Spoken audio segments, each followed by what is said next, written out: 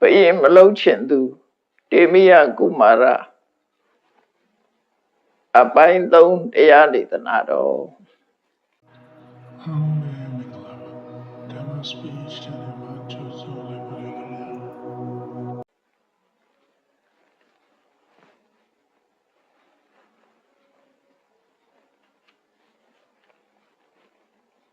ဘယင်ဖြစ်ရမှာကြောက်ရွံ့သည့်အတွက်ကြောင့်တိုးတွင်းသို့မရောက်ရောက်အောင်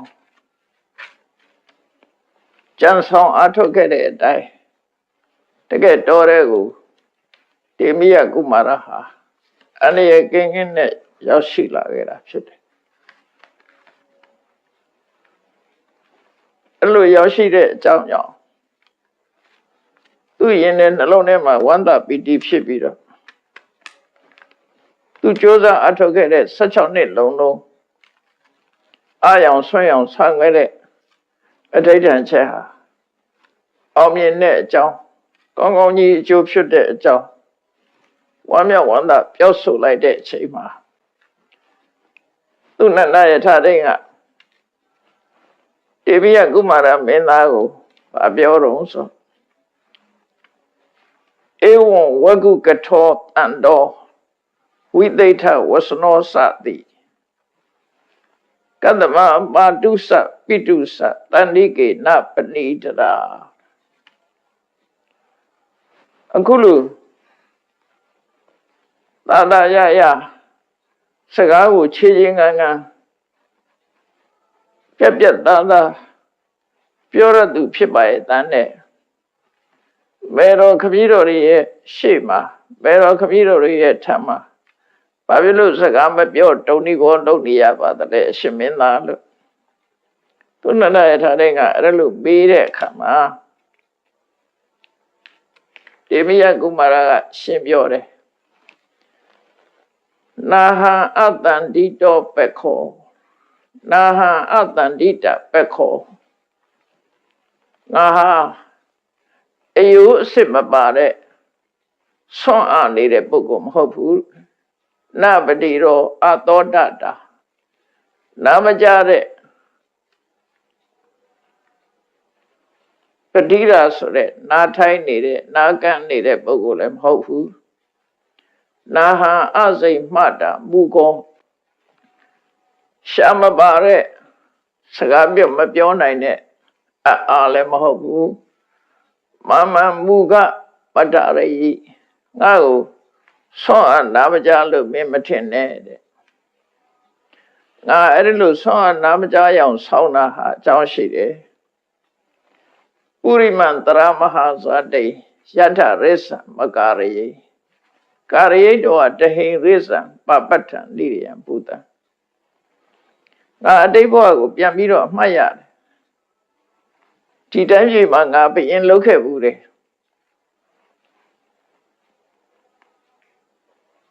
အဲ့ဒီဘယင်လုပ်ခဲ့တဲ့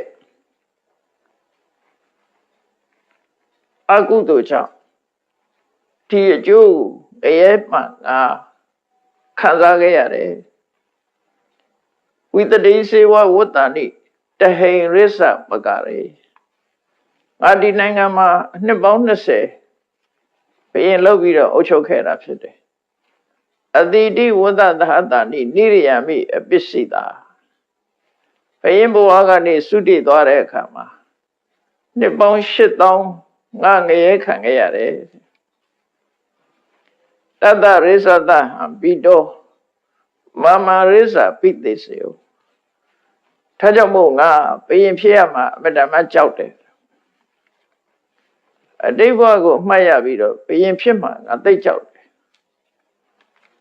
မမရိစ္ဆပိသေစေယဧကနိဒငါကိုမင်းမြောက်ကြတော့မှာပဲငါဟာတူရီသောဘုရင်ရဲ့သားတော်ဖြစ်တယ်ဒါကြောင့်ငါ့ကိုမင်းမြောက်မှသိချတယ်အဲ့ဒါငါ့ကိုမင်းမမြောက်ပါစေနဲ့မင်းမဖြောက်ဖြစ်အောင်မင်းမမြောက်ဖြစ်အောင်တတ္တမမာတုစပိတုစတန္တိကေနပဏိတရာဒါကြောင့်မို့အမေဖေရဲ့ရှေ့မှာငါလုံးဝစကားမပြောဘဲနေခဲ့တာဖြစ်တယ် တရားတော့သူမင်းဖြစ်ရမှာကြောက်လို့ဒီနီလန်းကိုလည်းပဲထိကျဆောင်နတ်သမီးကတန်တရားပါတဲ့တန်ရောစင်နဲ့သူ့ကိုကြံပေးတာဖရင်သားတော့ဆိုတာဒီတိုင်းထွက်ပြေးလို့လည်းရတော့မဟုတ်ဘူးတော်ရဲရောက်ဖို့ဆိုတာတော်တော်ခဲရင်နေပေါ့နန်းတော်ထွက်ဖို့ဆိုတာလည်းလွန်ခက်တယ်အဆောင်ချက်တွေနဲ့ထူထပ်စွာနေရတဲ့ဘဝမှာသူစိတ်ကူးရှိတာလှုပ်ဖို့ရမယ်ဓမ္မခဲရင်နေဒါကြောင့်မို့ဒီနီလန်းကိုကျင့်သုံးလိုက်တာသူတို့ကိုယ်တိုင်ကမလိုချင်တော့လို့တကယ်ကိုအယုဒ္ဓမကောင်ဆိုပြီးနန်းတော်ကနေပြီးတော့စွန့်ပစ်မဲ့အဆင့်ရောက်ဖို့ရအတွက်သူဟာ16နှစ်လုံးလုံးကြိုးစားအထောက်ခဲ့ရတာဖြစ်တယ်ဘယ်ရင်ဖြစ်မှကြောက်လို့ဒီလိုကြိုးစားအထောက်ခဲ့တာအဲ့ဒီလိုသူအတိတ်ဘဝအတိတ်ဘဝဇာကြောင်းကိုပြန်ပြောင်းပြီးတော့တတိယရနဲ့ပတ်သက်ပြီးယထာတိုင်းကိုသူကရှင်းပြောတယ်ဩစင်ကေမနိတတိတောပိတအထာနုတတတိတနေ့ငါရဲ့ဖခမည်းတော်ကငါ့ကိုရှင်ခွင်ထဲမှာပိုက်ထားရင်တိုင်းရေးပြည်ကိစ္စကိုသူကစီမံချက်တွေချတယ်တဲ့တိုင်းရေးပြည်ကိစ္စကိုစီမံနဲ့ဆုံးမတယ်ဧကဟန္တထဗန္တထလူတယောက်ကိုတော့ကျိန်နဲ့ဆူရှိတဲ့ကျိန်နေနဲ့ရိုက်ပြီးထောင်သွင်းကျင်းချထားလိုက်ဧကံခါရပရိစိကတယောက်ကိုတော့လှမ်းနဲ့ထိုးစားရည်နဲ့ပက်မသေးသေးအောင်လုပ်လို့အပြစ်ဒဏ်ခတ်ခဲ့တယ်နောက်တစ်ယောက်ကိုတော့ထောင်သွင်းကျင်းချခိုင်းပြီးနောက်တစ်ယောက်ကိုတော့ဧကံသူလသမိန်အုပ်ပေးထားတခြင်းရှို့ခိုင်းထားတယ်ပေါ့စံပြအပြစ်ပေးတဲ့အနေနဲ့လူမြင်ကွင်းမှာကားစဉ်တင်ပြီးတော့တခြင်းရှို့ထားတယ်အဲ့ဒီလိုစီရင်ချက်ချတာကိုခမည်းတော်ရဲ့ရင်ခွင်ထဲမှာထိုင်နေရင်ကိုယ်တိုင်ကြားခဲ့ရတာဖြစ်တယ်တာယဟံဖရုတံသုတ်တော်ဝါစာယောသမုဒိရိတာတကယ်ရက်စက်ကြမ်းကြုတ်တဲ့စကလုံးတွေနဲ့ဘယင်ကအမိန့်တော်ချနေတာကိုငါဟာစိတ်နှလုံးတုန်လို့ပဲကြားခဲ့ရတယ်ပေါ့အဲ့ဒါမှရက်စက်ကြမ်းကြုတ်တဲ့စကလုံးတွေသုံးချပြီးတော့စီမံချက်ချနေတာအပြစ်ဒဏ်ပေးနေတာအဲ့ဒါနဲ့ငါဘယင်ဖြစ်ရင်လည်းဒီလိုလုပ်ရမှာပဲဆိုတာကြောက်လို့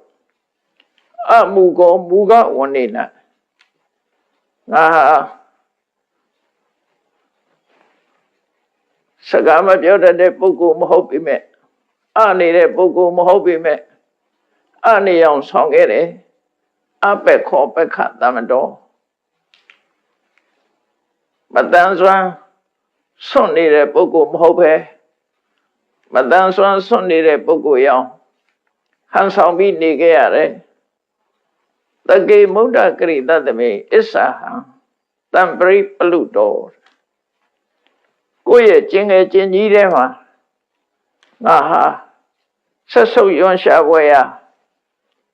ကိုယ့်ရဲ့မစင်အညစ်အကြေးတွေနဲ့ဒီလိုနေခဲ့ရတယ်ပေါ့ညစ်ညစ်ပြီးနေခဲ့ရတယ်အဲ့ဒါတွေအားလုံးဟာငါမင်းဖြစ်မှာကြောက်လို့ပဲဘယ်ရင်လောက်မှကြောက်လို့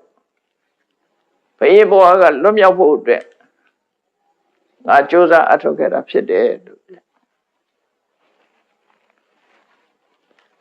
ကတိရင်စပရိတင်စတင်စဒုက္ခေနတန်ယုတကောမံဇီဝိတမဂမဝေရံဂိရထကိနစီ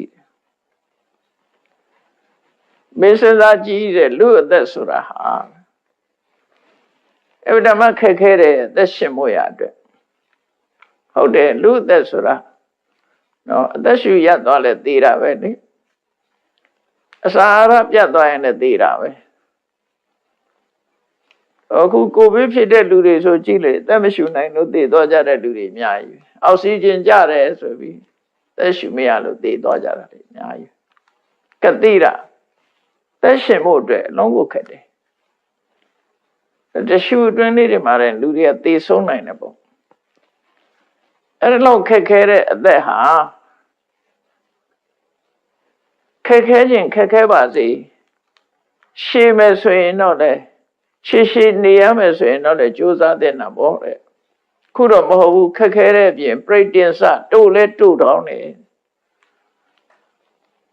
အသက်ဆိုတာတစ်စက္ကန့်လောက်ပဲအသက်ရှည်ကြတာလူတွေကတစိတ်ထဲနဲ့ပဲအသက်ရှင်တယ်လို့ပြောတာလူတွေရဲ့အသက်ရှင်ခြင်းဟာဥပတိပင်လို့ဆိုတဲ့မှာဥပခဏလေးလောက်ပဲအသက်ရှင်ကြတာဖြစ်တယ်ကျန်တာကရှေ့ဆက်သွားလို့သာအသက်ရှင်တာတကယ်ကတော့လူရဲ့အသက်ဟာတစ်စက္ကန့်ပဲရှိတယ်လို့ထင်ရှားအောင်ပြောမယ်ဆိုရင်အဲ့ဒါလိုပြောအောင်တစ်စက္ကန့်ပြီးပျောက်သွားတာပဲလေနောက်ထပ်ဆက်ပြီးတော့ပေါ်နေလို့သာအသက်ရှင်တယ်လို့ခေါ်နေကြတာဒီတစ်စက္ကန့်ပဲဖြစ်လာတဲ့အသက်ဟာသေဆုံးသွားတာပဲဒါကနန်စီဝိတရဲ့လင်မြန်မှုကိုကြည့်မယ်ဆိုရင်သူ့ကိုအသက်ခေါ်တယ်ဆိုရင်သူ့ရဲ့အသက်ဟာအမှန်မှတိုးတယ်လို့ပြောလို့ရစက္ကန့်ပိုင်းလေးအတွင်းမှာပဲသူဟာသေဆုံးနေကြတာအဲ့တော့လောက်အသက်ရှင်မှုအတွက်လည်းကြိုးပမ်းကြလဲရတာပြင်မှန်ဆင်းရဲခံလဲရတာအဲလူတွေနေစဉ်နဲ့အမြလှုပ်နေတာဘာအတွက်တုံးဆိုအသက်ရှင်မှုအတွက်လှုပ်နေကြစာဝတ်တော့ဖို့အတွက်လူတွေဟာစားစရာရှိဖို့ဝတ်စရာရှိဖို့နေစရာရှိဖို့ဒီထဲမှာမကြမ်းမမာရင်စေဝတ္တစာကုနိုင်ဖို့ဆိုတဲ့ဒါတွေအတွက်နေစဉ်နဲ့တကွာလုံးဝပြီးတော့ရုန်းကန်လှုပ်ရှားနေကြရတာဖြစ်တယ်အဲဒါကြောင့်သက်ရှင်မှုအတွက်လုံးကန်နေရတာဖြစ်တော့အမှန်တန်ခက်ခဲတယ်လို့ပြောတယ်အဲလိုလောက်ခက်ခဲအောင်ထိန်းသိမ်းရတဲ့အသက်ကအရှိကြီးနေရတဲ့အကြာကြီးတည်တန်းတယ်ဆိုရင်လည်းပဲလှုပ်တင်တာပေါ့တဲ့နောက်တစ်ခါမကြာတော့မှဒီအသက်ဟာသက်ရှင်နေချမ်းသာတဲ့ဆိုရင်လည်းပဲလှုပ်တင်တာပေါ့တဲ့အခုကျတော့အသက်ဟာအသက်ရှိဖို့ခက်ခဲပင်ပန်းသလောက်အချိန်ခါလဲဓမ္မတူတောင်းနေဆင်းရဲဒုက္ခတွေနဲ့လည်းအများအားတွဲနေတယ်ဆိုအသက်ဆိုတာဟာဘာမှတန်ဖို့မရှိဘူးပေါ့တကယ်ကိုတန်တရားထဲမှာကြုံတွေ့နေရတဲ့ဆင်းရဲဒုက္ခတွေနဲ့ရှင်တွဲနေတဲ့အသက်အဲ့ဒီအသက်အတွက်ကောမံစီဝိတမာခမဒီလိုတန်ဖိုးမဲ့တဲ့အသက်အတွက်ဝေရံကိရထကိလစီကိုယ်သက်ရှင်ဖို့အတွက်ဘာဖြစ်လို့သူများကိုတတ်မလဲလောကလူတွေဟာကိုယ်သက်ရှင်ဖို့အတွက်သူများကိုဒုက္ခပေးနေကြတာဖြစ်တယ်ဟောကိုယ်သက်ရှင်ဖို့အတွက်ကြည့်လေနေစဉ်နဲ့အမျှတန်းချီသောတရားတွေကိုတတ်ပြီးတော့လူတွေကစားနေကြတာနေစဉ်နဲ့အမျှဒါဘာအတွက်လဲသက်ရှင်ဖို့အတွက်ကိုယ်သက်ရှင်ဖို့အတွက်ပစ္စည်းဥစ္စာတွေလည်း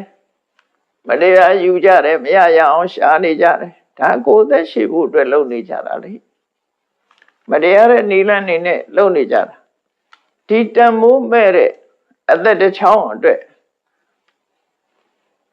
ဘာဘယ်လိုအကြောင်းနဲ့မှဒီငါးပါးသီလချိုးဖောက်เสียအကြောင်းမရှိဘူးလို့ဘုရားလောင်းသူနန္ဒယထာတိတ်ကိုပြောပြနေတယ်ကတိရင်စပရိတင်စတင်စဒုက္ခိနတန်ယုတံကောမံစီဝိတမာဂမဝေရံဂယိရထကိနစီဒီအသက်အတွက်ဘာဖြစ်လို့ကိုချင်းသီလတွေကိုပြပြစေရမှာလဲတန်ဖိုးမှမရှိတဲ့အသက်တွေဘာလို့ကြိုးစားရမှာလဲဘုရားလောင်းသူ့အမြင်ကိုတေမိယကုမာရကအဲ့လိုပြောတယ်ပညာယသအလဝိနဓမ္မတသအတ္တတနာကောမံစီဝိတမာဂမဝေရံဂိရထခိနစီလူတွေဟာအသိဉာဏ်မရလို့ကိုဘဝကိုဆင်ញက်သုံးသပ်နိုင်တဲ့အသိဉာဏ်မရကြလို့တနည်းအားဖြင့်ပြောမယ်ဆိုရင်ဝိပဿနာပညာမရှိလို့ဝ ဝိပဿနာပညာဆိုတာအသက်ဟာစက္ကန့်လေးလောက်ပဲတိုးတယ်စက္ကန့်လေးလောက်ပဲရှိတယ်ဖြစ်ပြီးရင်ပြတ်သွားတယ်ဆိုတဲ့ဒီပညာမရှိလို့အသက်ကိုရှည်ကြီးထင်နေတာအဲ့ဒီဝိပဿနာပညာကင်းမဲ့လို့အမှန်တရားကိုမသိကြဘူးဓမ္မသစ္စာအတ္တတနာအမှန်တရားကိုမမြင်ကြဘူးတဲ့အဲ့ဒီအမှန်တရားကိုမမြင်တဲ့ပုဂ္ဂိုလ်အသိဉာဏ်ကင်းမဲ့တဲ့ပုဂ္ဂိုလ်တွေတန်ဖိုးမဲ့တဲ့ဒီအသက်အတွက်ဘာဖြစ်လို့ဘာကြောင့်ငါးပါးသီလကိုချုပ်ဖော်ရမှာလဲသူမြတ်အသက်ကိုအနေနဲ့ပြုပါမှာလဲဘယ်ရင်လို့ရင်သူမြတ်အသက်တတ်ရမယ်သူမြတ်ရဲ့ဥစ္စာတွေသိယူရမယ်သူတို့အသားမယားစောကားတာတွေလည်းလှုပ်တတ်တယ်လိမ်လီမှုဆိုတာတော့မပြောနဲ့တော့အာနာရှိတဲ့ပုဂ္ဂိုလ်ဆိုမှန်ကန်ပြောတာမဟုတ်ဘူးလိမ့်နေတာပဲဒီလောကကြီးမှာအမှန်ပြောတဲ့ပုဂ္ဂိုလ်ဆိုတာဗဒမရှားတယ်ကိုလိုရာထုကုံသိစီစိန်တွေတည်မြဲဖို့အတွက်အစွမ်းကုန်လိမ့်ပြီးလှည့်ပြားပြီးတော့နေကြတာဖြစ်တယ်တော့မုသဝါဒလည်းကျူးလွန်ကြတာသူရမိရဆိုတာတော့မပြောနဲ့တော့ပေါ့အဲ့ဒီလိုအသက်အတွက်ဘာဖြစ်လို့ဒါတွေလောက်ရမှာလဲတဲ့အဲ့ဒီလိုပညာမဲ့တဲ့ပုဂ္ဂိုလ်တွေတရားအသိမရှိတဲ့ပုဂ္ဂိုလ်တွေကတော့လောက်ကောင်းလုပ်လိမ့်မယ်ငါအနေနဲ့ဘာလို့လောက်ရမှာလဲဆိုပြီးတော့သူဥရန်ကျုခဲ့တဲ့စကလုံးတွေနဲ့ပြန်ပြီးတော့သူနန္ဒရထားတဲ့ကိုထပ်ပြောတယ်အပိအတရမာနနာဖလာတာဝသမိတ်စတိငါ16နှစ်လုံးလုံးဆွံ့ရောင်အားရောင်နာမကြားရောင်ဆောင်ခဲ့တဲ့ဟာတွေအခုချိန်မှာအကျိုးအမြတ်အနေနဲ့ဖြစ်ပေါ်လာပြီဝိပကဗျမစရိယောသမိဧဝံဇာနာဟိတာရတိငါလို့ချင်တာတွေအခုချိန်မှာဖြစ်လာပြီမင်းအဲ့လိုမှတ်လိုက်ပါငါဟာဒီအတွက်ကြိုးစားတာဖြစ်တယ်ငါဒီအတွက်ကြောင့်ဆွမ်းအနာမရှားရောင်ဆောင်ခဲ့တာဖြစ်တယ်အပိအတ္တရမန္နနာသမတ္တထောဝိပစ္စတိလာယီမန်းတဲ့အကျိုးတွေအခုအကောင့်ထဲပေါ်လာပြီဝိပကဗြဟ္မစရိယောသမိနိခန္တောအကုတောပယောဖေကင်းရန်กว่าအန္တရာယ်ကင်းကင်းရှင်းရှင်းနဲ့ငါရောက်ချင်တဲ့တော်တဲ့ရောက်လာခဲ့ပြီသူလို့ချင်တာခုကလွတ်လွတ်ကျွတ်ကျွတ်လုပ်လို့ရသွားတယ်နန်းတော်အထွက်ဖို့ဆိုတာမတမခဲနေအဲ့ဒါကြောင့်သူလို့ချင်တဲ့ဟာကို16နှစ်လုံးလုံးအောင်ဤသိခံပြီးတော့အခက်ခဲတွေအလုံးကြော့ဖြတ်ပြီးတော့အခုအောင်မြင်လာခဲ့တဲ့အကြောင်း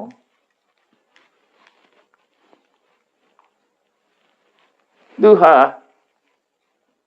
နန်းတော်ကိုပြန်မသွားခြင်းဘူးဆိုတာကို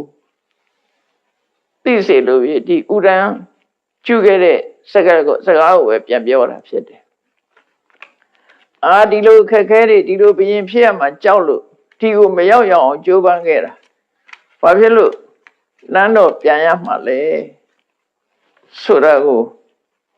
သူနန္ဒယထာစိန်ကထင်းထင်းရှားရှားပြောလိုက်တဲ့အခါကျတော့သူနန္ဒယထာတွေကတေမိယကုမာရမင်းသားဟာဘယင်ဘဝတိုက်ပြည်အုပ်ချုပ်မင်းလုပ်ရမယ်မင်းစည်းစိမ်ကိုခွေးသေးကောင်ပုတ်လို့စိတ်ထဲမှာထားပြီးတော့16နှစ်လုံးလုံးအဋိဋ္ဌမပြတ်ဆောင်ရွက်ပြီးရှဟန်ဖြစ်ဖို့တော်ထဲမှာသူဝင်ခဲ့တာငါလိုယထာရိဘဝဘာတန်မိုးရှိမှလဲခုမင်းသားတော်မှအမတန်ကြီးကျယ်တဲ့စည်းစိမ်ချမ်းသာတွေကိုစွန့်ပြီးတော်ထဲမရောက်ရအောင်လာခဲ့တာငါလိုသူများခိုင်းပတ်ယထာမောင်းစားရတဲ့ယထာဒိဘဝမျိုးဟာကောင်းတဲ့အသက်မွေးမှုမျိုးမဟုတ်ဘူးဒါကြောင့်ငါလည်းပဲမင်းသားနဲ့အတူရှသေဝတ်မယ်လို့စိတ်ကူးရသွားပြီးတော့အဟံပိပပိစိတ်တံပိရာဇဗုဒ္ဓတောအန္တိကေ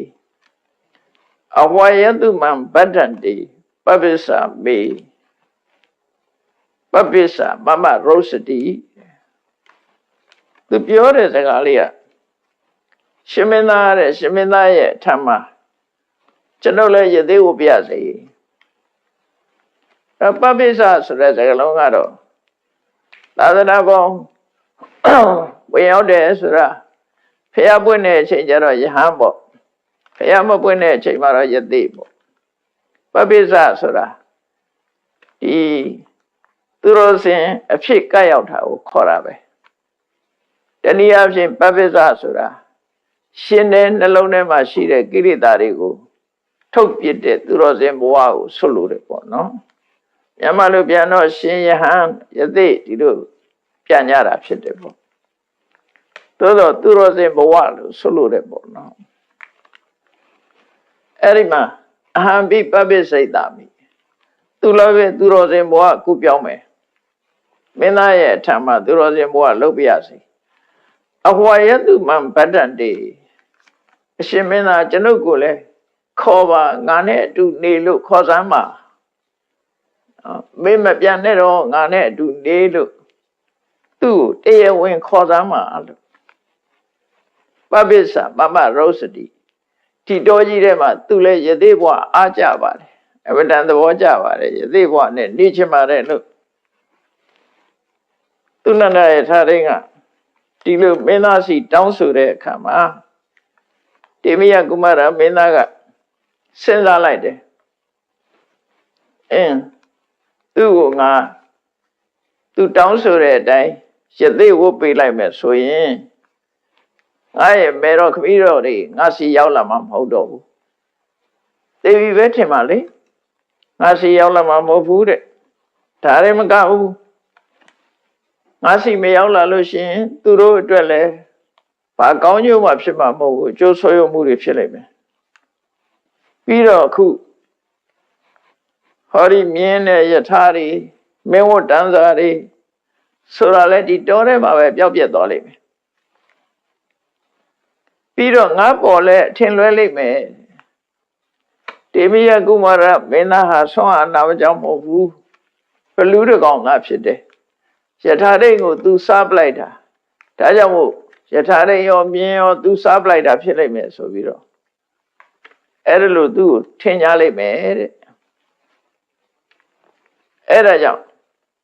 သူ့ကိုတော့ယသိဝပေးလို့အစမပြေသေးဘူးအားလုံးအစင်ပြေဖို့ရအတွက်မိဘနှစ်ပါးပြန်ပြီးတော့တွေ့ဆုံမှုရှင်နေမြင်းနဲ့ယထာမင်းဝတ္တဇာတွေနန်းတော်ပြန်ပေးဖို့ဒီလုတ်တွေဟာအကယ်၍ရံပြုမယ်ဆိုရင်ဒါတွေကသူများပစ္စည်းတွေဖြစ်နေသည့်အတွက်ကြောင့်ကျွေးဖြစ်သွားနိုင်တယ်ပေါ့ဒီမြင်းနဲ့ယထာကလည်းဘယက်ပစ္စည်းပဲလေမင်းသားဆင်းလာတဲ့ယရဏပစ္စည်းတွေကလည်းပဲဘယက်ပစ္စည်းတွေပဲလေအဲ့ဒါတွေကိုပြန်လီအနှံ့ရမယ်ဆိုတာအနှံ့ဖို့တင့်တယ်ပေါ့ပြန်လီအနှံ့ရမှာဖြစ်တယ်မအနှံ့လို့ရှိရင်ဒါသူများပစ္စည်းဟာကိုယ့်အတွက်တောင်းဖြစ်သွားတယ်ပျောက်ပြက်သွားရင်ကိုယ်မှကျွေးလို့ခေါ်တယ်ကျွေးတင်တယ်ဖြစ်သွားတယ်ကျွေးဆိုတာအယောစားပေးရမြင်းတကောင်ဆုံးရှုံးသွားတယ်ယထာတတိတော်ထဲမှာပြက်သွားတယ်ပျောက်သွားတယ်မမြောက်တစားတွေဒီထဲမှာပျောက်သွားတယ်ဆိုရင်ဒါကျွေးဖြစ်သွားတယ်ဘယင်ကိုပြန်အားရမဲ့ပစ္စည်းတွေပြန်မအဖက်ထားလို့ရှိရင်ကျွေးတင်တယ်အဲ့ဒီကျွေးတင်နေတဲ့ပုဂ္ဂိုလ်ဟာယသိယဟန်မောတိုက်ဘူးဒါတော့ဒီသာသနာတော်ဘောမှာယဟန်ပြုတဲ့ပုဂ္ဂိုလ်တွေကိုဒါကြောင့်မို့လို့မင်းကျွေးကင်းတာဟုတ်ကဲ့လားဆိုမေးခွန်းမေးရတယ်ယဟန်လောင်ဆုံးမတဲ့အခါမှာနော်အဲ့တော့ဒီကျွေးကင်းတဲ့ပုဂ္ဂိုလ်ဖြစ်ပါရဲ့လားဆိုမေးရကျွေးတင်နေတဲ့ပုဂ္ဂိုလ်ကျွေးမပေးခြင်းတို့သူများကျွေးတွေနဲ့သာသနာဘောဝင်လာမဲ့ဆိုလို့ရှိရင်ပြဿနာဖြစ်နိုင်တယ်ဒါကြောင့်မို့ကျွေးရှိလို့ရှိရင်ကျွေးကိုဆက်ပြီးမှသာသနာဘောဝင်ရတာဖြစ်တယ်ပေါ့အဲ့ဒီထုံတန်းစင်လာအရတေမိယကုမာရကရထံနေယဒိဋ္ဌဝါနအနေနောအေဟိတာရတိသူနန္ဒယထာရိငါပြောမယ်မေဟောရိမြင်းထားနဲ့မြင်းယရဏပစ္စည်းတွေအပ်ဖို့တောင်းဝရှိတယ်အဲ့ဒါတွေအပ်ပြီးတော့ကျွေးကင်းအောင်လုပ်ခဲ့အနေနတ္တဟိပပိစ္ဆာဣတံဣတိဟိဝန္တံကျွေးကင်းတဲ့ပုဂ္ဂိုလ်ရဲ့သူတော်စင်ဘဝဝင်ရောက်မှုကိုသာလင် တကယ်ပညာရှိသူတော်ကောင်းတွေကချီးမွမ်းတာဖြစ်တယ်သူများကြွေးတွေမပေးဘဲနဲ့ရှောင်တိန်ပြီးတော့သူတော်စင်ဘဝပြောင်းတယ်ဆိုတာအထိပ္ပယ်မရှိဘူးဒါကြောင့်မင်းကြွေးကင်းအောင်ရင်လို့အောင်လို့ဆိုပြီးတော့မြင်းနဲ့ယထာနဲ့ယရဏပစ္စည်းတွေကိုပြန်ပို့ဖို့အကြံဉာဏ်ပေးတဲ့ဆုံးမအဲ့တော့သူနန္ဒယထာတွေကတေပြည့်မင်းသားပြောတာကိုနားထောင်ပြီးတော့အကယ်၍သူဟာတိုင်းတော်ပြည်တော်ကိုပြန်သွားပြီးမင်းသားကဒီနေရာမှာမရှိဘဲနဲ့တခြားပြောင်းသွားမယ်ဆိုရင်သူကပြန်ပြီးတော့မင်းသားကယသိဝတ်သွားတယ်ဆိုတဲ့အကြောင်းကိုနန်းတော်ကြပြောရမှာမင်းသားပြောလိုက်တဲ့စကားတွေနန်းတော်ကြတော့သူတင်ပြရမှာတင်ပြပြီးတော့မင်းသားဟာအခုလိုယသိဝတ်သွားပါတယ်လို့ဆိုလို့ရှိရင်ငါသားယသိဝတ်သွားတာငါလိုက်ပြစမ်းလို့ဘယ်တော့ခမည်းတော်မင်းတရားကြီးနဲ့မိဖုရားကြီးကပြောမှာပဲတဲ့အကယ်၍လိုက်ပြဆိုလို့လိုက်ပြတဲ့အခါမှာမင်းသားကဒီမှာမနေဘဲနဲ့တခြားပြောင်းသွားရင်သူခက်ခဲကြုံတော့မှာအဲ့ဒါကြောင့်မို့သူကစကားကိုခြိလိုက်တယ်မင်းမှုရန်ဆိုတော့သူကလည်းလဲတယ်ပေါ့ပန်းတ်တယ်သူပြောတဲ့အတိုင်းတိုင်းတော်ပြည်တော်ကိုပြန်မယ်ဒါပေမဲ့သူ့ကိုဂရီတစ်ခုတော့ပေးပါဂရီတစ်ခုတောင်းလိုက်တယ်ယတိဝတရားဟံဝဆနအကရံဗဒ္ဓမထုတိရှင်မင်းသားဟာကောင်းခြင်းမင်္ဂလာတွေဖြစ်ပါစေကံကောင်းပါစေပေါ့ဆိုလိုတာဆုတောင်းပေးလိုက်တယ်အကရံဗဒ္ဓမထုတိရှင်မင်းသားပြောတာလှုပ်တာကိုင်းတာတွေအကုန်လုံးမှတ်ပါတယ်တတိဝမေတောဝဆနံယာစီတောကတုမရဟတောရှင်မင်းသားပြောတဲ့အတိုင်းပဲကျွန်ုပ်ဒီပစ္စည်းတွေကိုပြန်ပြီးတော့ဘယင်းထံအနံ့ပါမယ်ပြောတဲ့အတိုင်းလုပ်ပါမယ်ဣဒေဝတာဝအစ္ဆတုယာဝရာဇာနာမာနီတိုင်းတော်ပြည်တော်ပြန်သွားပြီးတော့ခမည်းတော်မင်းတရားကြီးကိုခေါ်လာတဲ့အချိန်မှာတဲ့ချိန်တိုင်အောင်အချိန်ထိခမည်းတော်မင်းကြီးဒီနေရာရောက်သည့်ထိုင်အထိရှင်မင်းသားဘယ်မှမသွားပါနဲ့ဒီမှာစောင့်နေပါဒါသူကစကားချိလိုက်တာပဲဒါနော်ပဋိညာဉ်တောင်းလိုက်တာဣတိဝတာဝအစ္ဆတုဒီမှာပဲနေပါတော့ကြတော့သူဘယင်းနဲ့မိဖုရားကြီးကိုခေါ်လာတဲ့အခါရှာမတွေ့ရင်သူဒုက္ခရောက်မှာအဲ့ဒါကြောင့်ဒီမှာပဲနေဖို့သူတောင်းဆိုပါတယ်အပေဝတိပိတဒိဋ္ဌဝပတိတောသူမနောတိယသေမင်းသားကိုတွေ့ရမယ်ဆိုရင်ဘယ်တော့ခမည်းတော်တွေဟာဝန္တာမှာဝန္တာပိတိဖြစ်ကြမှာသိကြပါတယ်ဒါကြောင့်မို့ဒီနေရာမှာစောင့်ပေးပါလို့ပဋိညာဉ်စကားတောင်းခံလိုက်တဲ့အခါမှာကရောမိတေတံဝဆနံယမံပနတိတာရတိအေးယထာတွေမင်းပြောတဲ့အတိုင်းကလုပ်မယ်ငါဘယ်မှမတော်ဘူးငါစောင့်နေမယ်အဟံပိတထုကမ္မောသမိပိတရံမေဣဒကတငါရဲ့ခမည်းတော်ကြီးဒီဟုလာတာငါလည်းတွေ့ချင်ပါတယ်ငါလည်းတွေ့ချင်တယ်အဲ့ဒါကြောင့်မို့ငါစောင့်နေမယ်အေဟိတမ္မနိဝတ္တတုအေဟိတမ္မဆို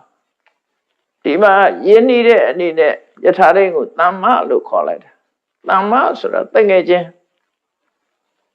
နော်ဆွေတော်တခါတည်းကျတော့ဘယင်းတွေကလည်းပဲအဆွေတော်လို့ခေါ်တယ်ဒါခေမင်းယဉ်နေမှုကိုပြတဲ့သဘောတွေမြန်မာဘယင်းတွေလည်းကြည်လေသုံးတယ်စကိုင်းစီသူမင်းအားဆိုလို့ရှိရင်သူ့ရဲ့အမှုရန်တွေကိုအကိုလို့ခေါ်တာပဲသူနော်ဘယင်းမိမ့်တို့အကိုခေါ်တာပဲအဲ့လိုရှင်ကျေးမှုအရာသူတို့ဟာအကိုရဲ့အကိုအဲ့လိုခေါ်တာအခုလည်းပဲအဆွေတော်ဆိုတဲ့စကားလုံးလေးကိုသုံးတာတမ္မဆိုတဲ့စကားလုံးကပါဠိစာပေမှာအရွယ်တူတဲ့ပုဂ္ဂိုလ်တွေကိုခေါ်တာမို့ ပမာလို့ပြောမယ်ဆိုရင်တငယ်ချင်းလို့ခေါ်တဲ့သဘောပဲပေါ့နော်အရွယ်တူတဲ့ပုဂ္ဂိုလ်အခုကတော့မင်းသား16နှစ်ရှိသေးတယ်ယထာတိုင်းကတော့16နှစ်မကလောက်ဘူးဒါပေမဲ့လို့ယဉ်ကျေးမှုရခေါ်တာပဲဖြစ်နိုင်တယ်ပေါ့နော်အဇာတတဘုရင်ကြီးကစီဝကကိုခေါ်တဲ့အခါမှာလည်းပဲတမ္မစီဝကတကယ်ချင်းစီဝကလို့အဲ့လိုပဲခေါ်တယ်ဘုရင်ကနေပြီးတော့သူ့ရဲ့အမှုတန်းကိုအဲ့လိုခေါ်တယ်အခုလည်းပဲသူတို့ယဉ်ကျေးမှုစကားအရာခေါ်တာလည်းဖြစ်နိုင်တယ်ပေါ့နော်အေဟိတမ္မနိဝတ္တတုအေဟိဆိုတာလာပါဒီစကားလုံးကလာပါဆိုတာ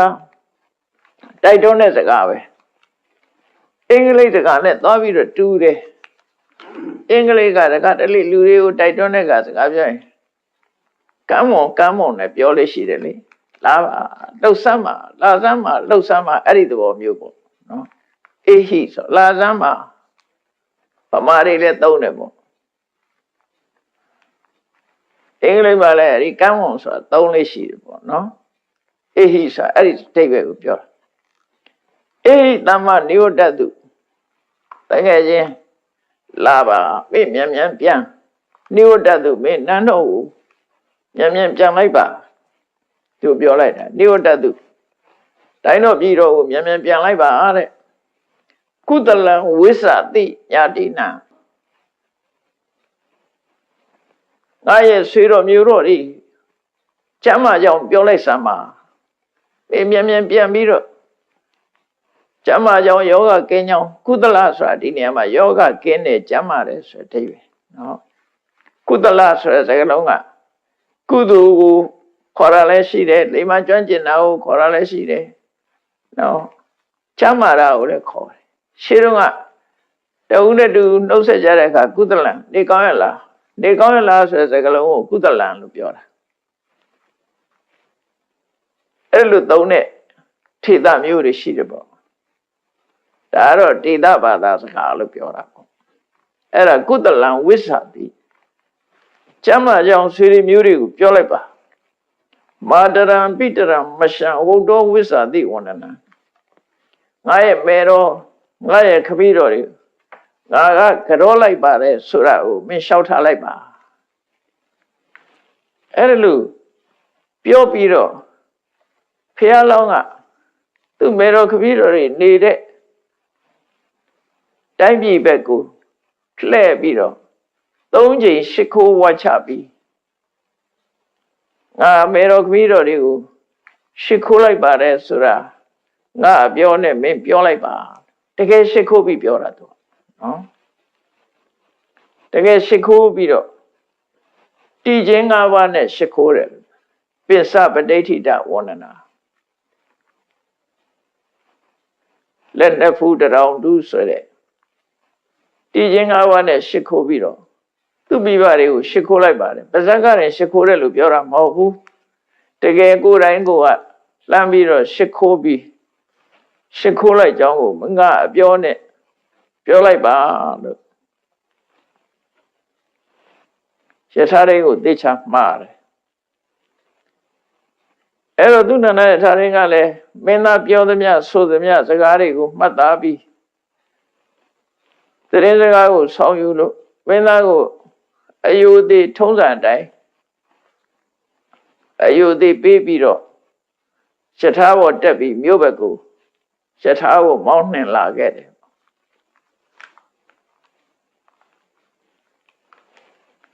မြို့တော်ကိုဥတီပီယထာကိုမောင်းနှင်သွားတယ်တတ္တပါရိခေတဝနာ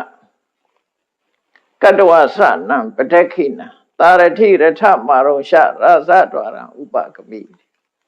အဲ့ဒီမောင်းထွက်သွားတဲ့အနေထားတစ်ခုကိုမှတ်တမ်းတင်ပြီးပြောတာတော့မင်းသားရဲ့ခြေထောက်ကိုနှစ်ဖူးနဲ့တိုက်ရှ िख ိုးပြီးအယုသိပေးပြီးတဲ့အခါမှာယထာရိဟာယထာဘောတက်ပြီးတော့ဖအေးနန်းတော်အရောက်ခြာဘိုးနဲ့တို့ပြီးတော့ယထာကိုမောင်းသွားတယ်မောင်းထွက်သွားတယ်ပေါ့အဲ့ဒါနဲ့မင်းနန်းတော်ရောက်သွားတယ် နန်းတော်ကသန္တာဒေဝီမိဖုရားကြီးကယထာထွက်သွားကြတဲ့ကဖယ်သွားတယ်ဆိုတာကိုကြည့်ပြီးတော့မျက်စိတွေကပျောက်သွားသည့်ထီအောင်ကြည့်နေတဲ့သန္တာဒေဝီမိဖုရားပြန်လာတော့မဲ့အချိန်ရောက်တာနဲ့ရှင်တွေကတထိတ်ထိတ်နဲ့လမ်းမြေဆောင်ဘက်မှာသီဟပင်စရလို့ခေါ်တဲ့ရှင်သေးရုပ်နဲ့တစားဆင်ထားတဲ့လေသာပြတင်းပေါက်ကနေပြီးတော့မြော့ပြီးတော့ကြည့်နေတယ်ယထာပြန်လာမဲ့အချိန်သူနန္ဒယထာရိတ်ပြန်လာမှကိုသူကြည့်နေတယ်ငါသားလေးတပ်ပြီးသွားဗလားဆိုတော့ရှင်တထိတ်ထိတ်နဲ့စောင့်ပြီးတော့ကြည့်နေတာနော်အဲ့ဒါကိုသီဟပင်စရံဝိပရိတဝါရှင်သေးခံတော့လေသာပြတင်းဆိုဘယင်းနေအသုံးပြုတဲ့ရှင်သေးရုပ်နဲ့တန်းစာဆင်ထားတဲ့လေသာပြတင်းကိုဖွင့်ပြီးတော့အပြင်ထွက်ပြီးရှူစားနေတယ်လို့ဆိုလို့ကြည်နေတယ်ပေါ့အဲ့ဒါလို့ကြည်နေတဲ့အချိန်ဟိုးယထာရောက်လာတာမြင်လောက်တဲ့အချိန်ကျတော့ယထာတစ်စင်မောင်းလာတာကိုမြင်ရတယ်ပေါ့သုံးညာမာတာရထံဒိဋ္ဌဝါမြင်ရတဲ့အချိန်ရောက်တော့ယထာပေါ်မှာဘယ်သူမှမပါဘူးယထာရင်းတယောက်တည်းပဲယထာအခွန်ကြီးပဲမောင်းလာတယ်ဖလာမောင်းလာတာသူတွေ့ရတယ်သုံးညာမာတာရထံဒိဋ္ဌဝါမေတော်ကြီးဟာမေတော်မိဖုရားကြီးဟာယထာဘယ်သူမှမပါပဲယထာရင်းတယောက်တည်းမောင်းလင်လာတဲ့ယထာကိုကြည့်ပြီးတဲ့အခါမှာအတုပုံနေဟိနိတ္တိဟိရောဒန္တိနံဥဒိဋ္ဌတိမျက်လုံးထဲမှာမျက်ရည်ပြေးလို့သိပါပြီဆိုတဲ့အနေနဲ့ငါသားလေးတော့တတ်ပြီးပါပြီဆိုတဲ့အနေနဲ့ငူယူပြီးတော့ကြည့်နေတယ်ဆိုပြီးတော့အယံသောတာရတိအေတိနိဟံတဝမမအတ္ထဘယ်ကနေအမိတ်ချမှတ်လိုက်တဲ့ယထာရိကြီးဟာငါသားကိုတတ်ပြီးတော့သူပြန်လာနေပြီနိဟတောနုနမေပုတ်တော်ပထဗျာပုမိဝတ္တနောငါသားလေးတော့တတ်ပြီးပြီထမရဲ့ရေထဲရောက်အောင်မြုပ်ပြီးပြီထမရဲ့နဲ့အဲ့ဒါလို့ငိုကြွေးပြီးတော့အထင်အမျိုးမျိုးနဲ့စိတ်ဆင်းရဲမှုကိုတွေ့တယ်ငိုလိုက်တယ်အမိတ္တနုနနန္တန္တိပဋိတနုနဝေရိနောငါတို့ရဲ့ယန္တုတွေကတော့သဘောကြတော့မှာပဲငါတို့ရဲ့ယန္တုတွေကတော့ဝန္တာကြတော့မှာပဲအာကန္တဝရထိန်ဒိဋ္ဌဝနိဟံတဝမမအတ္တသံငါရဲ့သားတော်လေးကိုတတ်ပြီးတော့ပြန်လာတဲ့ယထာတိန်ကိုတွေ့ရင်တော့ယန္တုတွေကတော့ဝန္တာကြမှာပဲဘာလို့လို့ဆိုဘယင်းဆိုတာလဲလူတိုင်းကချစ်တတ်မှာမဟုတ်တာဟောအပြင်ကနေတဲ့လူတွေလည်းရှိအောင်မဟုတ်ယန္တုလို့သုံးထားတာဒါကြောင့်ဘယင်းရဲ့ဆန့်ကျင်မဲ့လူဆိုတာရှိတယ်အများလားအဲဒါကြောင့်မို့လို့သူတို့ကလည်းရက်ဆက်တယ်လေအဲဒီဆန့်ကျင်မဲ့ယန္တုတွေကတော့ဝန္တာတော့မှာပဲ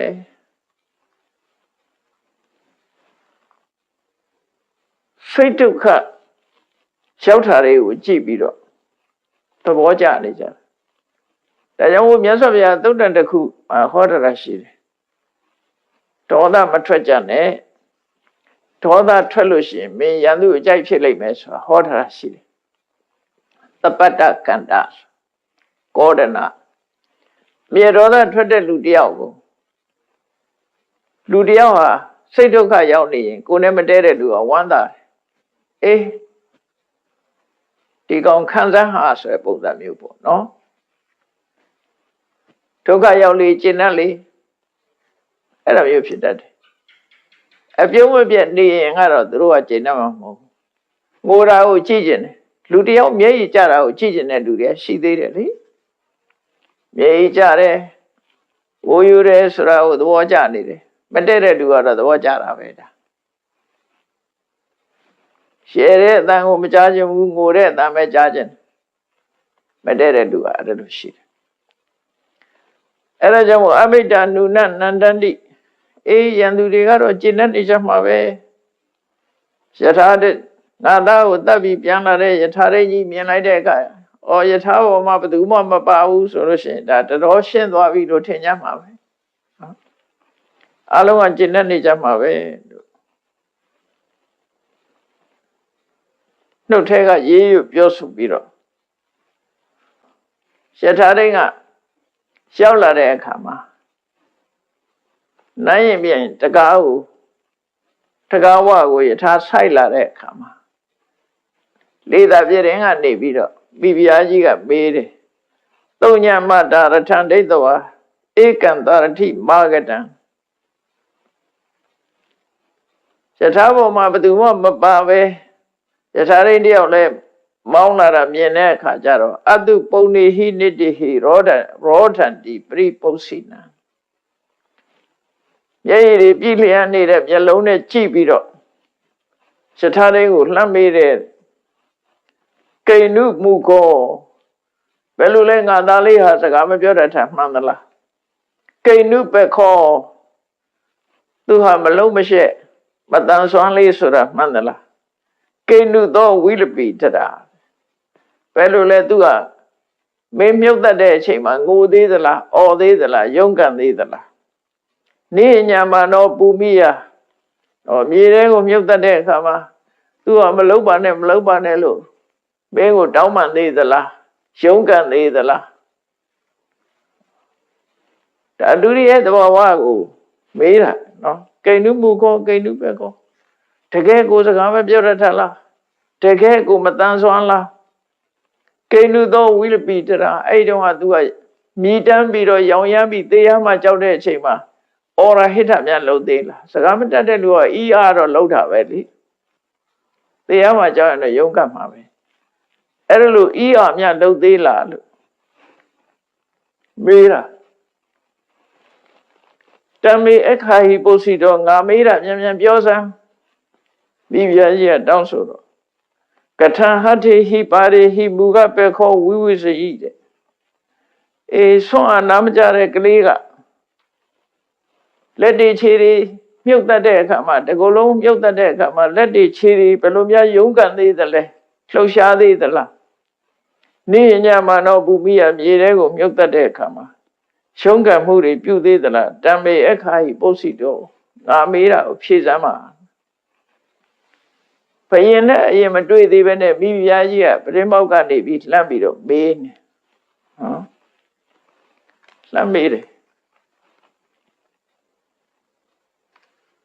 အဗ္ဗဓမ္မဆိုရင်တော့ကရောက်ပြီးတော့မေးတော့ယထာရင်းကအဲ့ဒီမှာအခယတိအဟံအယေဒိသတိအဘယမမတော့ဘယင်ဆိုတာဒီဟာအဗ္ဗဓမ္မကြောက်ရတယ်ကြောက်တော့ယထာရင်းကလည်းပဲမင်းမှုရန်လုံးနေတာဆိုတော့မင်းဆိုရသားတွေအကြောင်းကိုသိတယ်ဒါကြောင့်မို့လို့ရှင်မိဖုရားကျွန်ုပ်ပြောပါမယ်ဒါပေမဲ့ကျွန်ုပ်ကိုဘေးမဲ့အရင်ပေးတော်မူပါလို့ပြောတယ်နော်ကျွန်ုပ်ဟာမြင်တွေ့ခဲ့ရတဲ့အကြောင်းစုံကိုပြောပါမယ်ဘာလို့တမ်းမပြောတာတော့ဆိုသူတို့ကမလို့သူတို့လှုပ်တတ်တယ်လေဘယင်းဆိုတာပြောဥပမာငါသားလေးကအကောင်းလေးဆိုနေဘာလို့ခေါ်မလာခဲ့တာတော့ဆိုပြီးအပြစ်ဒဏ်ပေးခြင်းပေးပါလေပြောလို့မရမခေါ်ခဲ့ရကောင်းလားလှုပ်အောင်မှာဟိုအဲ့ဒါကြောင့်မို့လို့အခေယတံအခေယံတိအဟံအယေ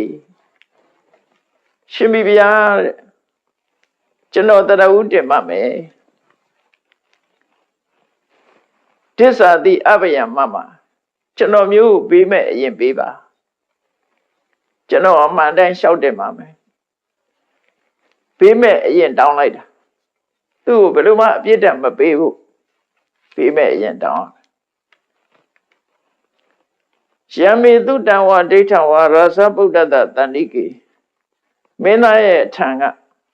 သူကြားသမျှမြင်သမျှကိုတဲ့တဏ္ဍဟုတင်ပါမယ်သူ့ကိုအရင်ပေးမဲ့ပေးတော်မူပါပြစ်တင်မောင်းမဲမှာတို့ပြစ်ဒဏ်ခတ်မှာတို့ကြောက်လို့သူ့ပေးမဲ့ပေးပါအနုဝဆိုသူဒုက္ခပေးခြင်းပေးပါအဲ့တော့သန္တာဒေဝီမိဖုရားကြီးကအဘယံတမ္မတေတံမိဒီ ဒီမှာလဲတမ္မလို့ခေါ်လိုက်တာနော်သူ့ဝန်တန်းကိုချစ်ချစ်ခင်ခင်ခေါ်တဲ့စကားလုံးမျိုးပဲပေါ့အဆွေတော်မင်းကိုငါပေးမဲ့ပေးပါတယ်မင်းအတွက်ဘာအပြစ်မှမဖြစ်စေရအောင်တောင်းယူလိုက်တာပေါ့နော်ပေးမဲ့ပေးတယ်ဆိုငါမင်းကိုအပြစ်ဒဏ်မပေးပါဘူးပြစ်ဒဏ်ကဲလို့ခွင့်ပေးမယ်မင်းဘာပြောပြောငါအရေးမရှိဘူးပေးမဲ့ပေးမယ်အပိတောဗနတာရတိရထားရင်းနဲ့မကြောက်မရွံ့ငါ့ကိုခုတ်တိုင်းမှဆိုအကုန်ပြောပါယန္တေတုတံဝါဒိဋ္ဌံဝါရသဗုဒ္ဓတတန္တိကေမင်းသားထံကကြားခဲ့ရသမျှမင်းမြင်ခဲ့တာမှန်သမျှငါ့ကိုအကုန်တင်ပြပါပြောပါ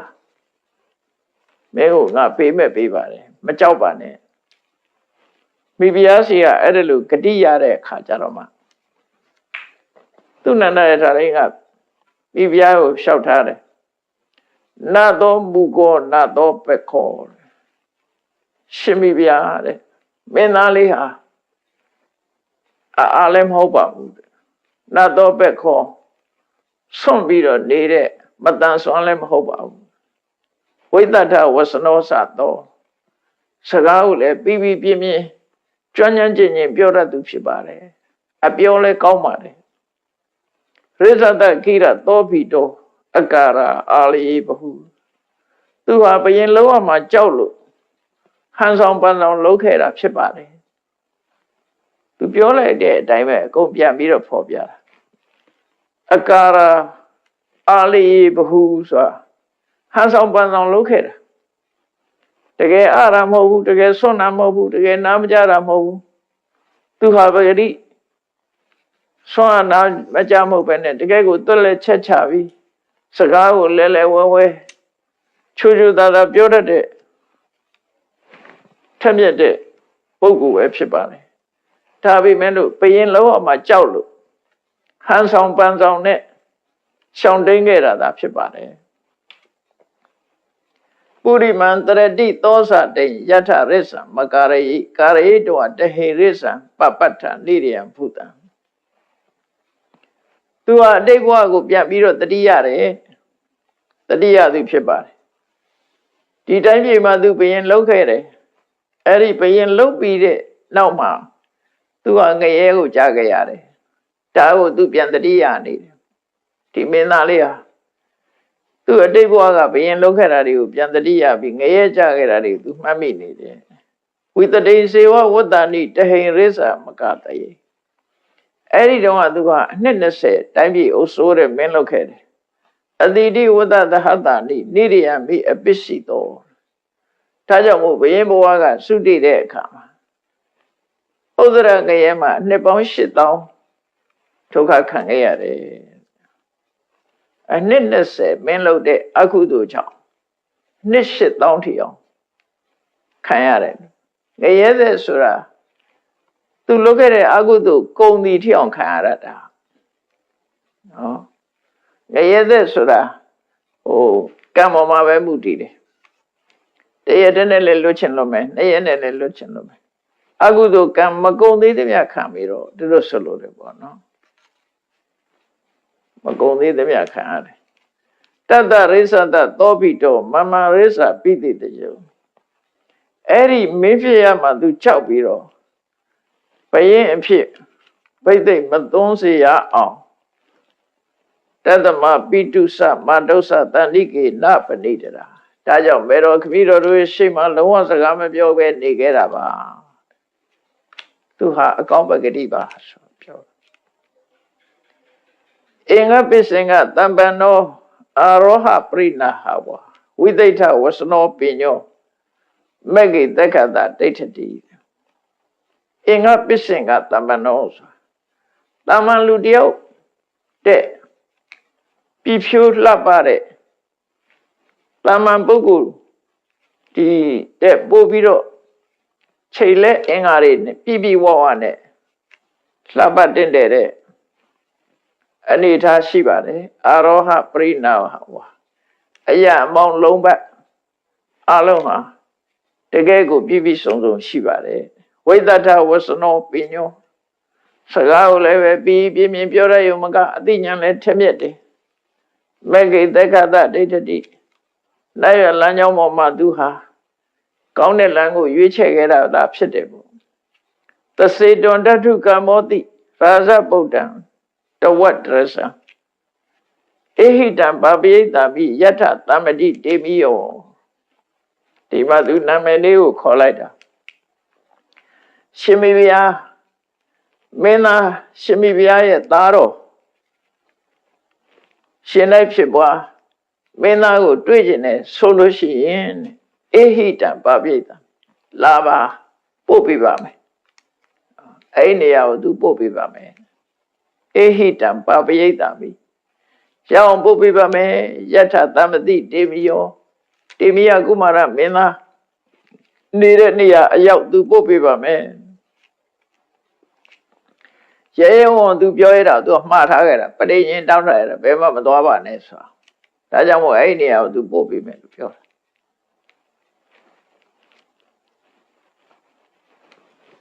အဲ့ဒါလို့ရထားရိတ်ကနန်းတော်ပြန်ပြီးတော့အကြောင်းပြောနေတဲ့အချိန်လေးမှာ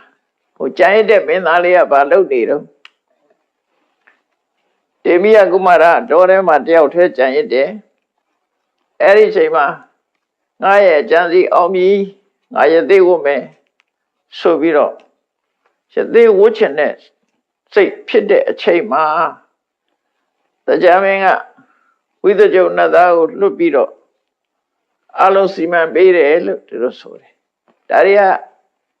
ဘုံကံကြောင့်ဖြစ်တာကိုလည်းရေးတာဖြစ်နိုင်တယ်ဒီမင်းသားလေးရသေးဝတ်ဖို့အတွက်နေစရာယသိတွေနေတဲ့ကျောင်းတွေတို့ပြိခရာတွေတို့အသုံးဆောင်တွေတို့တော်ထဲမှာအစင်းသင်းဖြစ်နေတော့လုံးသူမတွေ့လို့ရှိရင်နတ်လို့သုံးတယ်ဒါလူလောကမှာအသုံးတစ်ခုလို့ဖြစ်တယ်ဇတ်ထဲမှာတော့တရားမင်းကဝိသကြုံနတ်သားကိုလွတ်ပြီးတော့အလုံးစီမံခိုင်းတယ်လို့ဆိုတယ်ပေါ့နော်စီမံခိုင်းတယ်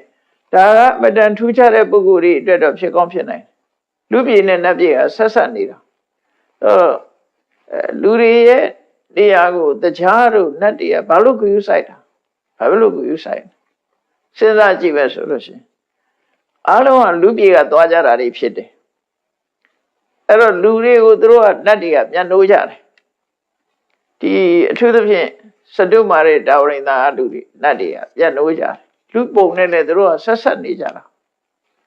ဘုံမထအာဂတထလို့ခေါ်တယ်မယ်တာဝရိန်သာနတ်ပြည်ကလည်းပဲမြင့်မို့တောင်ထိပ်မှာဆိုတော့ပုံမထလို့ခေါ်လို့ရတယ်။ကောင်းကင်မှာနေတဲ့ပုဂ္ဂိုလ်တွေကြတော့အာဂတထပေါ့။စတုမာရဲကလည်းပုံမထပဲ။ကောင်းကင်မှာနေတဲ့ဗိမာန်တွေရှိတဲ့အခါကျတော့အာဂတထပေါ့။အဲ့တော့စတုမာရဲတို့ဒါဝရိန်သာတို့ဆိုတာလူတွေနဲ့အမြဲတမ်းဆက်ဆက်တချို့လည်းတွေးကြတာပေါ့နော်။လူပြည်မှာတရားမင်းကဆိုပါစို့တာဝရိန္ဒနတ်ပြည်မှာတရက်ဟာလူပြည်မှာအနှစ်တရာလို့ပြောထားတာအနှစ်တရာမှာတရက်စတုမာရဲ့ဘုံကအနှစ်90ဆိုရင်လူပြည်မှာတရက်အဲ့လိုဆိုရင်တရားမင်းဟာလူပြည်ခဏခဏဆင်းရမယ်လို့ဥပမာပဲတော့တကြံကြမလို့တကြံကြရင်လည်းတရားမင်းဆင်းတယ်လို့ပြောကြပြန်တကယ်ရောတရားဆင်းသလားတော့ဆင်းနာမဆင်းနာအတာထားနတ်တွေနဲ့လူတွေနဲ့ပတ်သက်မှုရှိတယ်တော့ထင်ရှားတယ်။ဘာဖြစ်လို့လဲဆိုရင်တာဝရိန္ဒနတ်ပြည်တို့စတုမာရိနတ်ပြည်တို့စီကားဖို့ဆိုတာလူပြည်ကကုသိုလ်ကောင်းမှုပြုလုပ်တဲ့ပုဂ္ဂိုလ်တွေဥပုသ်ဆောင်တဲ့ပုဂ္ဂိုလ်တွေလူတော်လူကောင်းတွေများမှသူတို့နတ်ပြည်မှာစီကားတာအဲ့လိုမဟုတ်လို့ရှိရင်နတ်ပြည်က6ကတ်သွားတယ်။အဲကြောင့်လူပြည်နတ်ပြည်ကဆက်ဆက်နေတယ်လို့ပြောတာလူပြည်မှာအဆိုးသွားနေများနေလို့ရှိရင်သေလို့ရှိရင်ပဲရောက်ကုန်ကြတယ်နတ်ပြည်ကိုနတ်တစ်တွေမလာတော့မလာတဲ့ကနည်းနည်း6တာပေါ့ဒါထုံးစံပဲမစီကားဘူးပေါ့မစီကားတော့နတ်ပြည်စီကားတာလူတွေနဲ့ပတ်သက်နေတယ်လို့ဒါအဲ့လိုဆိုရင်တော့စိတ်ဝင်စားစရာဖြစ်လိမ့်မယ်အဲ့တော့နတ်ဆိုတာကစိတ်ညွတ်လိုက်ုံနဲ့ရောက်လာတာဆိုတော့စိတ်ဆိုတာလည်းအလွန်လင်းမြန်တဲ့အရာဆိုတော့ အခုလိုလူတွေသွားသလိုလမ်းလျှောက်သွားနေရတာမှမဟုတ်တာကားပေါ်တက်စနိုးနေရတာမှမဟုတ်တာ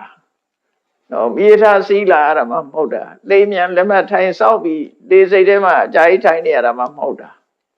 သူသွားခြင်းနဲ့ဆိုဖြောက်ခဏရောက်လာတာအဲ့တော့မလာဘူးလို့လည်းပြောလို့မရဘူးဆက်ဆက်နေသည့်အတွက်ကြောင့်လူတွေကစိတ်နဲ့သွားတာကြတော့ခဏလေးတွေရောက်ကြတာပဲလေနိုင်ငံခြားနေတဲ့လူတွေလေကိုယ့်အိမ်ခဏခဏရောက်မှာပဲတနေ့ကိုစိတ်နဲ့ဆိုရင်အချိန်ပေါင်းများစွာရောက်ကြမှာပဲလေအဲ့ဒီလိုစိတ်ရောက်တယ်လို့ကိုယ်အရောက်လာတာမျိုးနဲ့ဖြစ်နိုင်တာပေါ့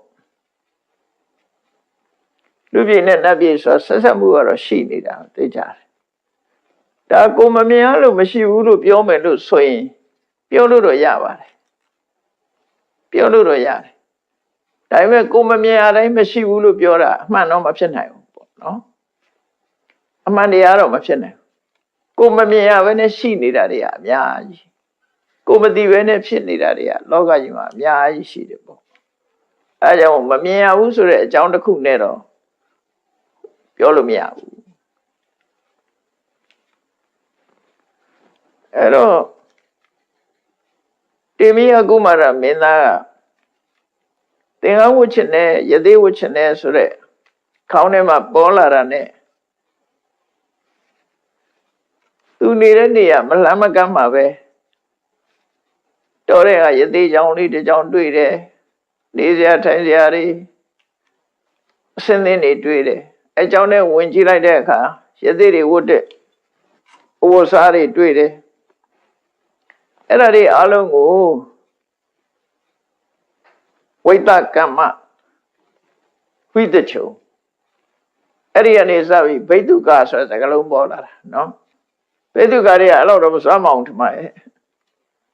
ဝိတချုံနဲ့သားကသူပဲအင်ဂျင်နီယာနဲ့သားလို့ပြောချင်ပြောပေါ့သူပဲဒီဇိုင်းဆွဲပြီးသူပဲစောက်ပေးတာလေဖဲဆောက်အောင်ပဲဖြစ်သူပဲဒီဇိုင်းဆွဲတာပဲသူပဲစောက်တာသူကတော့ဒီဇိုင်းတွေပဲဆွဲနေရတာမဟုတ်ဘူးစိတ်ကူးလိုက်တာနဲ့အကုန်ပေါ်လာတဲ့သဘောရှိတယ်စိတ်နဲ့ပဲစောက်တာ哦ဝိတကမ္မလို့ပါဠိစာပေမှာရှိတယ်ဝိတဆိုတာအလုံးစုံကမ္မအမှုတရားမင်းခိုင်းစေတဲ့အမှုကိစ္စအလုံးကိုလုပ်တဲ့ပုဂ္ဂိုလ်လို့အဓိပ္ပာယ်ရတယ်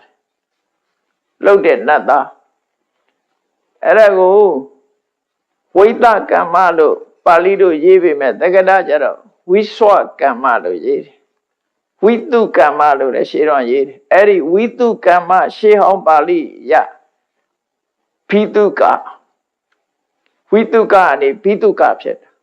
ဘိတုကအနေမြန်မာတွေဘိတုကဆိုတာဖြစ်သွားတချို့ရကတော့ဘိတုကပြီးအောင်မခေါ်နဲ့ပိဋကလို့ခေါ်သေးတယ်ပိဋကဆိုတာဘိတုကခေါ်တာတချို့ရကအဲ့လိုခေါ်တယ်ဘိတုကဘိတုကဆရာမြန်မာဘိတုကတို့အဲ့လိုခေါ်တာရှိတယ်လေအဲ့ဒါဒီစကလုံးလာတယ်လို့သာမှတ်ပြီးတော့ဝိတုကမ္မလာတာဝိတုဆိုတဲ့စကတာစကဝေါဟာရကပါဠိစာပေမှာဒီတစ်ခုပဲတွေ့ရတယ်နော်ပါဠိစာပေမှာတွေ့ရခဲ့တယ်ပါဠိစာပေမှာအလုံးစုံဆိုတဲ့စကားကတပ္ပတို့တက္ကလတို့သမတ္တတို့အဲ့ဒီလိုစကားလုံးတွေတော့ရှိတယ်ဝိတုဆိုတဲ့စကားလုံးမတွေ့ရဘူးရှိကောင်းလည်းရှိလိမ့်မယ်ကိုယ်သတိမပြုမိတာလည်းဖြစ်ချင်းဖြစ်မယ်မတွေ့ရသို့တော့တက္ကသဘာသာမှာတော့ဝိဆွဆိုတဲ့စကားလုံးရှိတယ်ဝိဆွသဝဆိုရင်ဝိတွသူတို့အတန်နဲ့ဆိုရင်ဝိဆွပေါ့ဝိဆွဆိုတာ University ကိုအိန္ဒိယနိုင်ငံသားတွေကသူတို့စကားလုံးနဲ့ခေါ်တဲ့အခါကျတော့ဝိဆွဝိတ္တရာလေးရလို့ခေါ်တယ်နော်ဝိဆွဝိတ္တရာလေးရဝိချာလေးရဝိဆွဝိတ္တရာလေးရကျောင်းကိုစကူးကိုဝိဇ္ဇာလေးရလို့ခေါ်တယ်သူတို့အတန်နဲ့ဝိတ္တရာလေးရဗမာလို့ဆိုရင်ဝိဇ္ဇာလေးရပေါ့ဝိဇ္ဇာအားလေးရအတတ်ပညာရဲ့တရားလို့ဆိုကောလိပ်ကျတော့မဟာဝိဇ္ဇာလေးရလို့သုံးတယ် University ကျတော့ဝိဆွဝိတ္တရာလေးရလို့သုံးတယ်ဒါသူတို့ဝဟာတာအဲ့တိုင်းရှိတယ်မှန်တိုင်းခေါ်တယ်နော် ကျောင်းရဲ့ college ရဲ့school ရဲ့ college ရဲ့ university ရဲ့ပေါ့အဲ့ဒါကိုသူတို့ဘာသာစကားနဲ့ဆိုရင်ဝိဇ္ဇာလေးမဟာဝိဇ္ဇာဝိဇ္ဇာလေးဝိဆွဝိဇ္ဇာလေးလို့ခေါ်တယ်အဲ့ဒီဝိဆွပဲဒီမှာဝိဆွကမ္မလို့သုံးတာအလုခတ်သိန်းကိုတရားမင်းကြီးခိုင်းတဲ့အလုအားလုံးကိုပြုလုပ်သူဆိုတဲ့အဓိပ္ပာယ်ရတယ်ပေါ့နော်အဲ့တော့သူကနေအကုန်လုံးဖန်ဆင်းပေးထားတယ်ရှေကနေရောရေတွင်းနေရောနောက်ပြီးတော့အခါမဲ့သီးနေတဲ့စားစရာတောက်စရာတစ်ပင်တွေရောအဲ့ဒီတည့်မိုးချောင်းနာမှာလမ်းလျှောက်ဖို့24တောင်အကျယ်ရှိတဲ့ဈဉ္ညာရောအကုန်လုံးဖန်တီးထားခဲ့ပြီးတော့စာတောင်ရေးထားခဲ့တဲ့ကျသေးဝတ်ချင်တဲ့ပုဂ္ဂိုလ်တွေဒါတွေအလုံးယူပြီးတော့ဝေါ်ပါလို့ဆိုစာလေးတောင်စာရန်လေးတောင်ရေးထားခဲ့တယ်နော်အဲ့လိုစာရန်လေးရေးထားခဲ့အဲ့ဒီဧရိယာမှာချင်းသေးတွေကြားတွေဟာယိနဆိုတဲ့အကောင်တွေနော်ဟာယိနဆိုတဲ့အကောင်အောင်းဆိုတဲ့အကောင်ပေါ့နော်ဗမာပြည်မှာတော့အောင်းကိုရှာမတွေ့ကြဘူးတရိษာအောင်းဘေးကြီးထဲမှာပါတယ်လေအစ္ဆတရိษာသူကရမဟိန္ဒဆိုအဲ့ဒီတရိษာဆိုတဲ့အောင်းဆိုတဲ့အကောင်ဟာအသားစားတဲ့ကြမ်းကြုတ်တဲ့အကောင်ပဲအဲ့ဒီအောင်းဆိုတဲ့အကောင်ကိုအင်္ဂလိပ်လိုတရိษာကိုဘာသာပြန်တော့ဟာယိနလို့ပြန်တယ်ခွေးတုဝတ္တုသူ့ဩရာကတူးကြီးသလိုပဲအတန်ကအုပ်လိုက်နေတယ်ဝါကျင့်ညင်အကွက်တွေနဲ့ခါကုန်းကုန်းလေးနဲ့သွားတွေ့ကြပါလိမ့်မယ်ခဏခဏချင်းသေးတောင်မသိမကြောက်ဘူးသူတို့ကအုပ်လိုက်နေတယ်အဲ့ဒီဟာယိနဆိုတဲ့ကောင်ကအောင်းပဲဖြစ်မယ်သို့တော့ဗမာပြည်ကအောင်းကိုနွားတွေပါတွေနဲ့တိဘက်နွားတို့ဘာလို့တချို့ထင်းတယ်တကယ်ကတော့အောင်းသားမစားရဘူးဆိုတာအဲ့ဒီချင်းသေးတို့လို့သာဇာတတဝါမို့မြတ်စွာဘုရားမစားရဘူးလို့ပြောတာသူတို့ကဒုက္ခပေးတယ်ပေါ့နော်အဲ့ဒီကောင်ကသူ့ရဲ့မေးရိုးကအမတန်ကြီးတယ်သူကြိုက်လို့ရှင်တော်တော်ခက်တယ်မေးရိုးတန်တဲ့အကောင်ဖြစ်တယ်ချင်းသေးတောင်မှဝိုင်းကြိုက်တယ်သူတို့အုပ်လိုက်ဆိုရင်ကြိုက်တယ်အဲ့ဒီကောင်ကဝုံးမလွေလို့ကောင်းပဲဝုံးမလွေလို့မလှဘူးသူကအဲ့ဒါအောင်းဆိုတဲ့အကောင်ပဲဖြစ်မှာအဲ့လိုသားရဲ့တရိစ္ဆာန်တွေကိုအနာနာမှမရှိအောင်ပြီးတော့အတန်ဆိုးနဲ့မြည်ရတဲ့ငှက်တွေမောင်းထုတ်ထားခဲ့တယ်အကုန်လုတ်ပေးထားရတယ်ပေါ့နော်အေးချမ်းအောင်အဲ့ဒီဒေသကိုဖန်တီးပြီးတော့အတန်ဆိုးနဲ့မြည်တဲ့ငှက်ဆိုတာဟုတ်တယ်ငယ်တော့ကြားဘူးတယ်ပူစီတို့ဒီတို့ဆိုတာတိတ်ကြောက်စရာကောင်းတာညကြီးမှာအော်နေတော့ကြောက်စရာကောင်းတယ်ငယ်တော့ကြားဘူးတယ်အခုတော့ဒီကောင်တွေသိပ်ပြီးတော့မကြားရတော့ငယ်တော့ရွာတွေမှာရှိတယ်ညဆိုရင်ဒီကောင်ရလာတယ်ပူစီဒီတို့ဆိုကောင်အဲ့ဒီဟာတွေကိုအကုန်လုံးမောင်းထုတ်ပြီးတော့ဝိသကြုံနတ်သားအကုန်လုံးရှင်းပြီးတော့ပေးထားခဲ့ပါတယ်တဲ့အဲ့တော့တေမိယကုမာရဟာတိခေါရောင်ဆိုးထားတဲ့အယောင်ဆိုးထားတဲ့တိခေါသင်္ကန်းကိုဝတ်တင်းနဲ့ရေထိုင်စရာတင်းနဲ့ရေကိုခုံးမော်တင်တင်းနဲ့ရေဆိုတာလဲဗမာပြည်မှာတင်းနဲ့ဆိုတာကြက်တစ်အနဲ့လို့ယူဆတဲ့ပုဂ္ဂိုလ်တွေကယူဆတယ်အမှန်ကတော့ကြက်တစ်အနဲ့တော့မဟုတ်တော့သမင်းလို့အကောင်ပဲဖြစ်မယ်ပေါ့နော်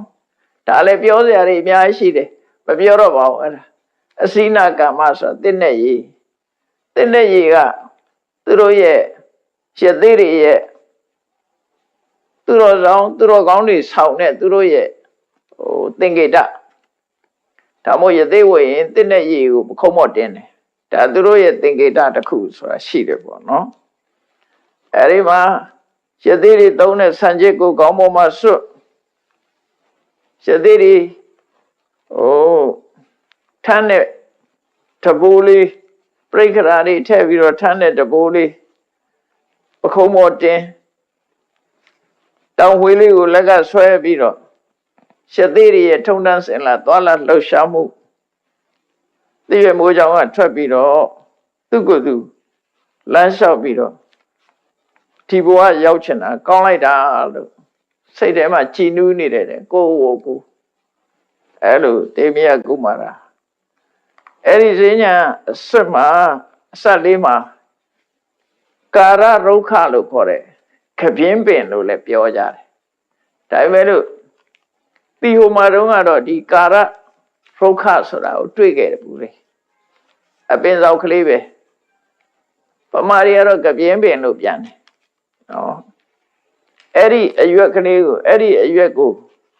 တရားမင်းပေးထားတဲ့အိုးထဲမှာဆားမပါအချင်းမပါရေထဲမှာအိုးထဲမှာပြုတ်ပြီးတဲ့အခါကျတော့အဲ့ဒါလေးကိုဖုံးပေးသုံးဆောင်ပြီးပြမစိုးတရား၄ပါးကိုမေတ္တာကရုဏာမုဒိတာဘာဝိတာကရုဏာမုဒိတာဥပေက္ခဒီတရားတွေကိုပွားပြီးတော့စံပေညင်းနေရပြီချမ်းသာသာအဲ့လိုနေတယ်တဲ့ဒါခမည်းတော်မင်းကြီးမလိုက်လာခင်အဲ့တော့ဒီနေ့ဒီနေရာမှာပဲတခါရကြအောင်ဆိုတရားချစ်ခင်သူတော်စင်ပြိဿပေါင်းတို့တေမိယကုမာရမင်းသားဟာဒီဘဝရောက်ဖို့ရာအတွက်16နှစ်လုံးလုံးဒုက္ခခံပြီးတော့ကြိုးစားအထောက်ခဲ့တာသူဖြစ်ချင်တာဖြစ်ရလို့အမှန်တမ်းကျေနပ်ဝမ်းသာတဲ့အဆင့်ပီတိတွေဖြစ်ပြီးတော့တရားဓမ္မကိုကြည်ကြံကြိုးကုပ်အထောက်တဲ့ရှင်သေသူတော်စင်ဘဝကိုရှောက်ရှိသွားတာဖြစ်တယ်ဆိုတာမှတ်သားကြပြီး